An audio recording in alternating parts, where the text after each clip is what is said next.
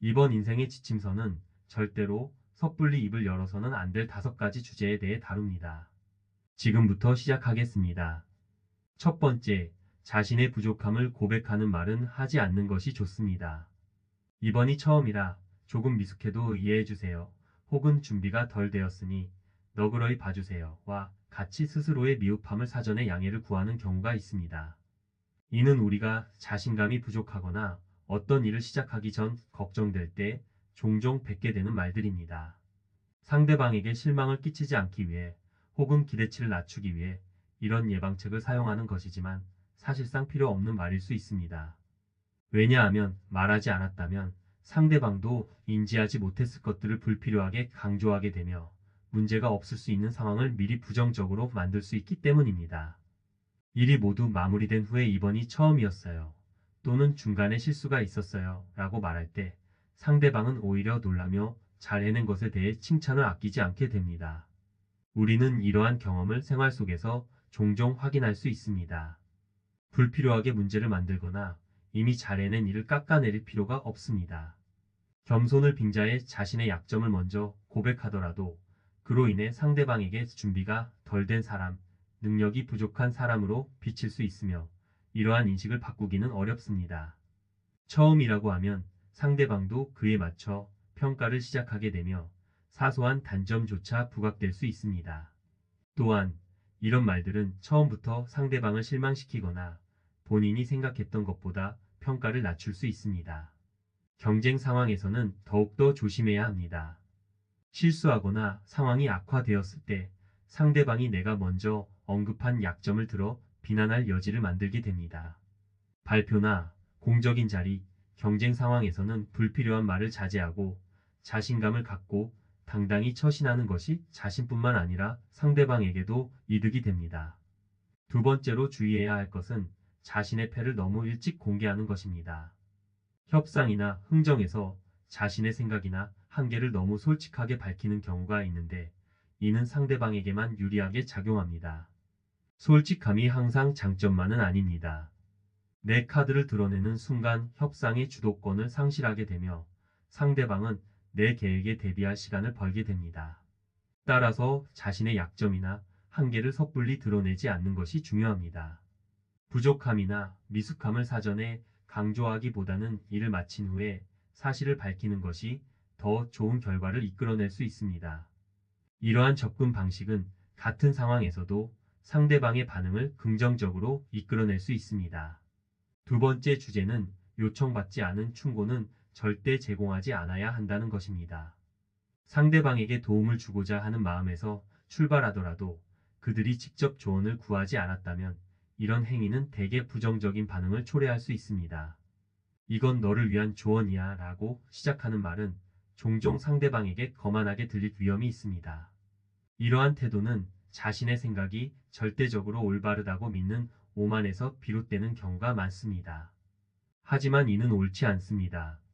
모든 사람이 모든 상황에서 올바른 해답을 가지고 있는 것은 아니며 내가 옳다고 생각하는 것이 다른 사람에게는 그렇지 않을 수 있습니다. 따라서 옳고 그름의 기준은 상호간에 매우 주관적일 수 있습니다. 우리 각자의 인생 경험은 다양한 인간 경험의 일부에 불과합니다. 자신의 경험을 전부로 착각하여 남에게 강요할 경우 이는 불필요한 간섭이나 강제적인 교훈으로 비춰질 수 있습니다. 사람들은 자신이 다른 사람보다 더 많은 경험을 가지고 있거나 나이가 많다고 생각할 때 종종 요청받지 않은 조언을 하게 됩니다. 이는 자신이 우월하다고 여기는 오만한 생각이나 상대방을 도우려는 좋은 의도에서 비롯될 수 있습니다. 그러나 이러한 행동이 항상 상대방에게 긍정적으로 받아들여지는 것은 아닙니다. 상대방도 자신만의 삶을 잘 이끌어 가고 있을 수 있으며 내가 제시하는 조언보다 더 나은 결정을 하고 있을 가능성도 있습니다. 각자의 관점과 상황은 다양하기 때문에 가족조차도 완전히 같은 생각을 가질 수는 없습니다. 이처럼 아무리 좋은 의도로 충고를 하더라도 이를 강요하려는 태도는 대부분 환영받지 못합니다. 따라서 요청받지 않은 조언은 특히 조심해야 합니다. 충고를 하려는 의도가 아무리 순수하더라도 이는 상대방에게 부담이나 불쾌감을 줄 수 있으며 관계의 균열을 일으킬 수 있습니다. 조언을 하고자 할 때는 먼저 그 이유와 양측의 감정을 고려해야 합니다. 상대방의 이야기에 귀 기울이고 그들의 생각과 감정을 이해하려는 태도가 중요합니다. 인간관계에서는 경청하는 것이 매우 중요하며 만약 조언을 하고 싶다면 상대방에게 조언을 해도 되는지 먼저 허락을 구하는 것이 좋습니다. 세 번째 포인트는 칭찬이 아니라면 타인에 대한 언급을 가볍게 하지 않는 것입니다. 특히 비판적인 내용은 절대로 경솔하게 말하지 마세요. 말은 생각보다 빠르게 퍼집니다. 비밀리에 한 말도 결국은 전해져 당사자의 귀에 들어가고 말한 것이 단 한 사람에게였다 하더라도 시간이 지나면 많은 이들이 그 내용을 알게 됩니다. 전해지는 과정에서는 긍정적인 내용은 종종 생략되고 부정적이거나 자극적인 부분만 강조되어 전달되는 경우가 많습니다. 그렇기 때문에 타인에 대한 언급을 할 때는 항상 신중을 기해야 합니다. 만약 당신이 누군가에 대해 서운함을 느껴 그 이야기를 제3자에게 했다면 그 이야기는 곧 널리 퍼지게 되고 결국 당신이 한 서운함의 이야기는 잊혀지고 뒷담화를 했다는 사실만이 남게 됩니다. 이런 상황이 반복될 경우 당신은 남을 험담하고 부정적인 이야기를 하는 사람으로 낙인 찍힐 위험이 있습니다. 타인에 대한 부정적인 이야기는 오해와 갈등을 불러일으킬 뿐입니다. 말의 영향력을 잘 인지하고 신중하게 대응해야만 어떤 후유증도 남지 않는 깨끗한 관계를 유지할 수 있습니다. 따라서 긍정적인 내용이 아니라면 타인에 대한 이야기는 가능한 한 자제하는 것이 최선입니다. 네 번째 주제는 타인을 비판하기 전에 자제하는 법입니다. 예를 들어 운전을 왜 그렇게 못해? 또는 이것조차 제대로 못하다니. 같이 비난하는 말을 가장 먼저 하는 사람들은 종종 상황을 더 악화시키며 주변 사람들의 마음까지 멀어지게 합니다. 자녀가 집안일을 도왔거나 배우자가 식사를 준비했을 때 미흡한 부분을 지적하기보다는 그들의 노력을 먼저 칭찬하는 것이 중요합니다. 자신의 기준에 못 미치더라도 타인의 입장과 노력을 우선적으로 고려해야 합니다. 인간은 본능적으로 손해보다 이익에 더 민감한 존재로 자칫 손해를 보는 것처럼 느껴지는 부분에 집중하기 쉽습니다. 그러나 이러한 행위는 결국 인간관계에서 부정적인 결과를 초래합니다. 상대방의 입장을 먼저 고려하고 그들의 노력과 과정을 인정해주는 것이 중요합니다. 이는 상대방에게 긍정적인 영향을 미치며 인간관계를 발전시키는 올바른 접근 방법입니다. 비판보다는 칭찬을 먼저 하는 습관을 들이는 것이 중요합니다.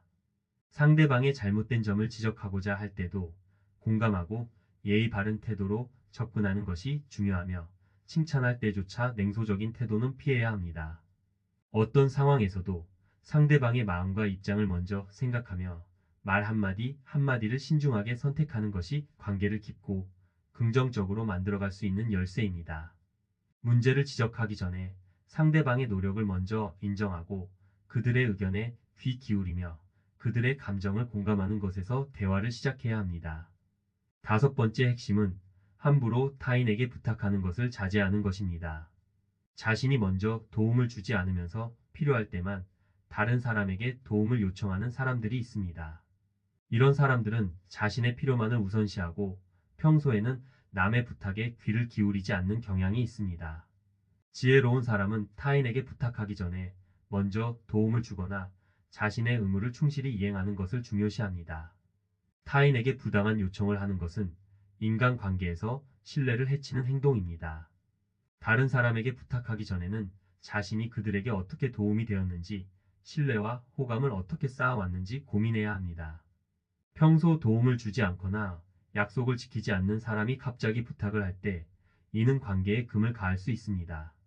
그러므로 타인에게 부탁을 하기 전에 자신이 그들을 위해 무엇을 했는지 생각하고 부탁이 적절한지를 신중하게 고려해야 합니다. 만약 부탁이 필요한 상황이라면 상대방이 부담스럽지 않도록 정중하고 명확하게 상황을 설명하며 요청해야 합니다. 부탁을 받는 입장에서는 무리한 요청에 어떻게 대처할지 알아두는 것이 중요합니다. 부당한 부탁을 거절할 때는 예의 있고 단호한 태도로 거절하는 방법을 배워야 합니다. 직장 내에서도 부탁하는 것이 상대방에게 부당한 요구가 되지 않도록 상식적인 범위 내에서 요청해야 하며 상대방이 수행 가능한 일인지를 고려해야 합니다. 인간관계에서는 세심한 배려, 상호 간의 도움이 중요합니다. 무리한 부탁을 피하고 서로 지지하고 협력하는 것이 관계의 질을 높이는 데 기여합니다. 이렇게 서로를 이해하고 지원하는 관계를 구축하면 서로의 부족함을 채워주는 진정한 친구가 될 수 있습니다. 이번 지침서가 여러분의 인간 관계 형성에 도움이 되기를 바랍니다. 내용이 도움되셨으면 구독과 좋아요 부탁드립니다. 영상 제작에 큰 힘이 됩니다.